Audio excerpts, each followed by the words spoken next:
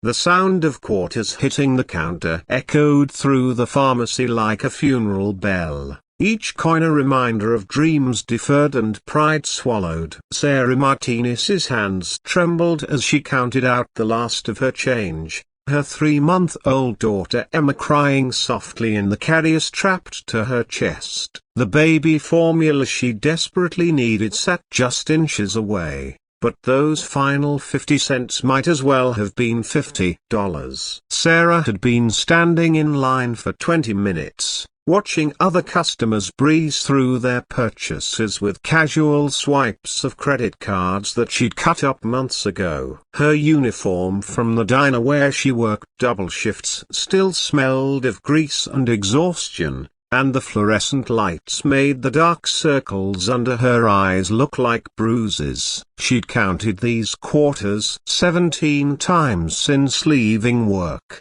hoping somehow the math would change. "Mom, you're still short," the teenage cashier said, his voice barely above a whisper. He couldn't have been older than 17, probably earning minimum wage like she had at his age, before life became so complicated. "I know, I'm sorry," Sarah whispered back, her cheeks burning. She began putting the formula back, her movements mechanical and defeated. I'll come back tomorrow." But tomorrow meant Emma would go another 12 hours without proper nutrition. Tomorrow meant watering down the last half can of formula even more than she already had. Tomorrow meant failing as a mother yet again. Behind her in line, she heard the subtle shuffle of feet and cleared throats. She was holding everyone up, creating a scene she never wanted to be part of. The woman directly behind her sighed audibly, and Sarah felt the familiar sting of judgment from strangers who couldn't possibly understand her situation.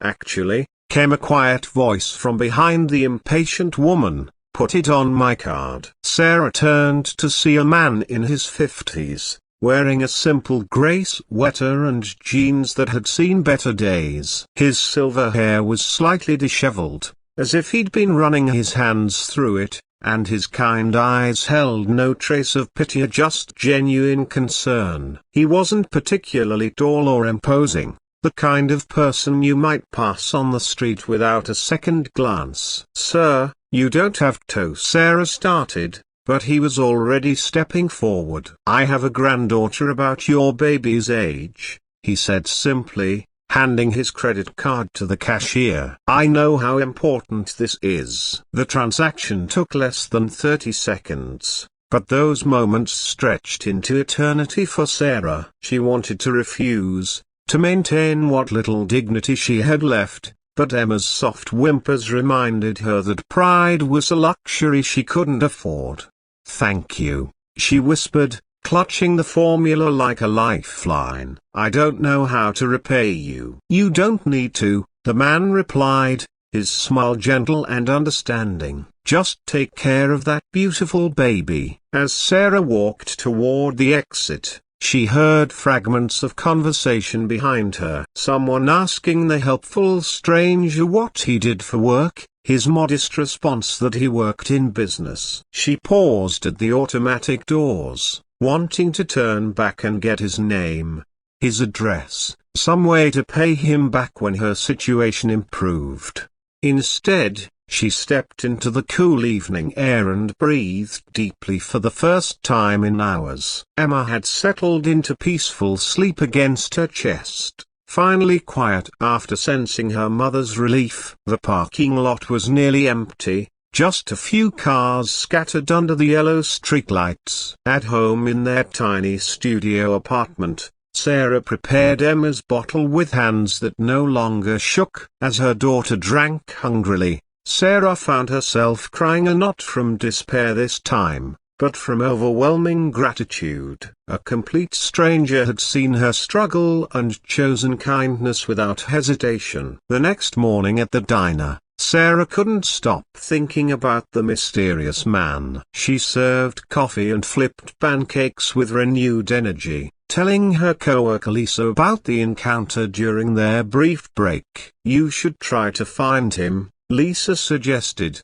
refilling salt shakers. At least get his name so you can thank him properly. I don't even know where to start, Sarah admitted. He seemed so ordinary, you know. Just a regular guy who happened to be extraordinarily kind. It wasn't until 3 days later, when Sarah was watching the morning news while feeding Emma, that everything changed. The local business segment was featuring a story about Barrett Industries, a major employer in their city. The CEO, recently returned from a sabbatical following his wife's death, was discussing the company's new charitable initiatives. Sarah's coffee mug slipped from her hands, shattering on the kitchen floor. There on the television screen was the man from the pharmacy. But this wasn't just any businessman. This was Robert Barrett, whose company employed half the city and whose net worth was regularly featured in financial magazines. The same man who had quietly paid for baby formula with no fanfare,